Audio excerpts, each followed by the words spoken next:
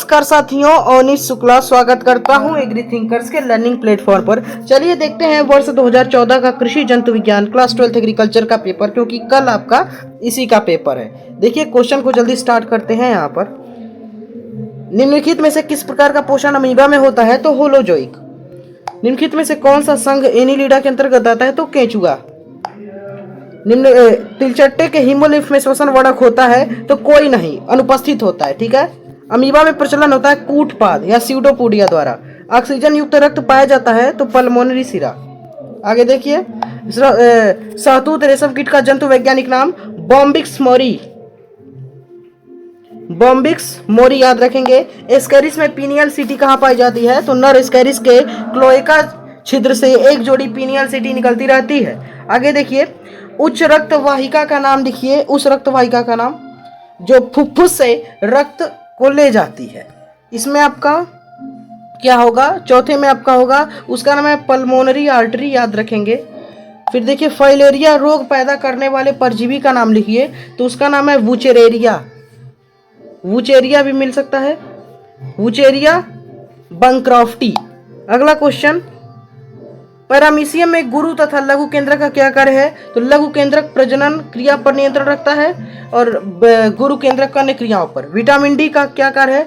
तो vitamin D का प्रमुख कार्य कैल्शियम और फास्फेट के संतुलन स्तर को बनाए रखना। आगे देखिए, दीमक पर टिप्पणी लिखिए।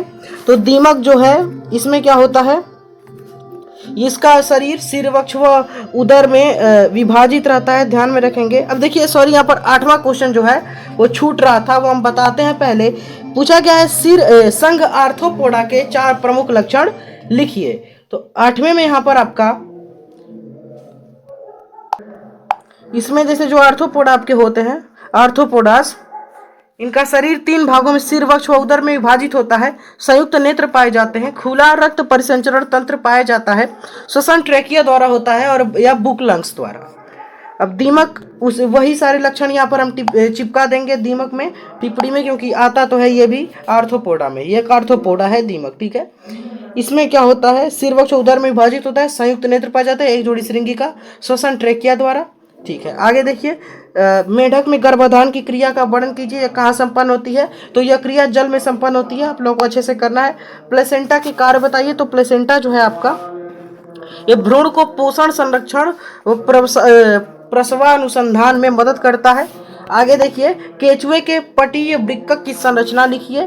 तो 12वें में यहाँ पर पटीय वृक्क इंग्लिश में बोलते हैं सेप्टल नेफ्रीडिया। 4 भागों में विभाजित होता है। वृक्क मुखिका, ग्रीवा, वृक्क काय, छोर नलिका। इन्हीं चारों से मिलकर इसकी संरचना बनी होती है।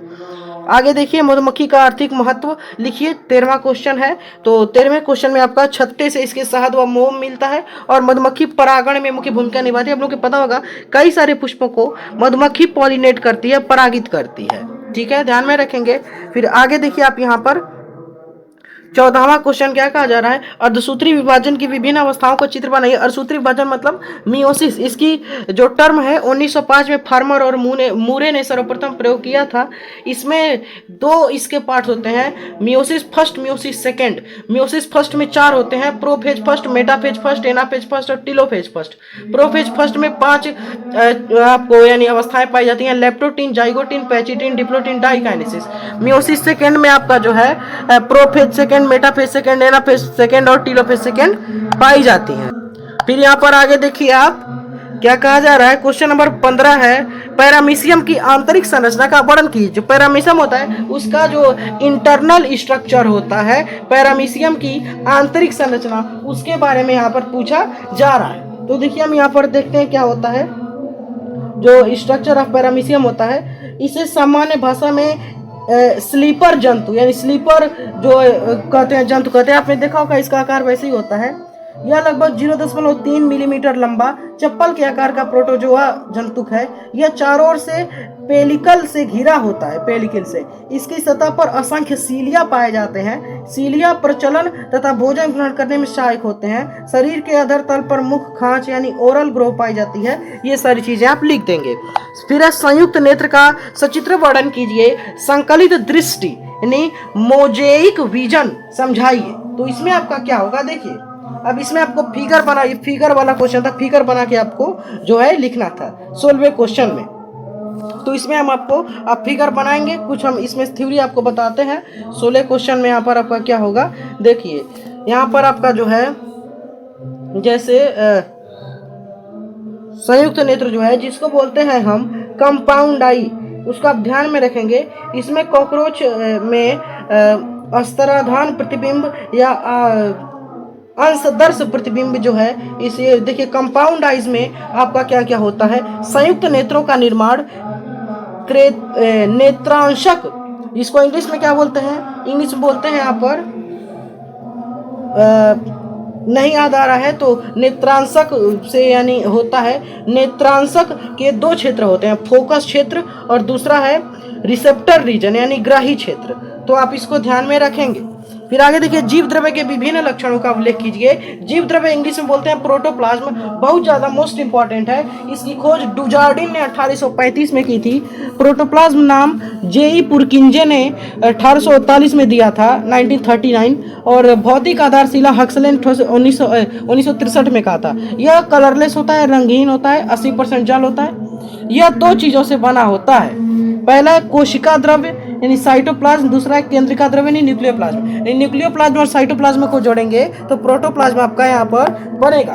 तो ये पूरा 17 क्वेश्चन आपका यहाँ पर कंप्लीट होते हैं। कोई क्वेश्चन छूट अगर जाते हैं गलती से तो आप उसको कमेंट में हमें जरूर बताएंगे, उसका आंसर हम पिन कर देंगे कमेंट में और डिस्क्रिप्शन में, ठीक है। और इसके अलावा आपको 4 और वर्षों के पेपर हमारे चैनल पर आज ही प्रोवाइड होंगे। पूरे 5 से 7 वर्षों के प्रीवियस ईयर के पेपर आपको मिल जाएंगे, तो आप इनको जरूर लगा के जाएंगे। और हम प्रयास करेंगे कि 200 प्लस MCQs आपको दे दें, तो उनको भी आप लगाएंगे, ठीक है। तो मिलते हैं नेक्स्ट वीडियो में वर्ष 2016 के पेपर के साथ।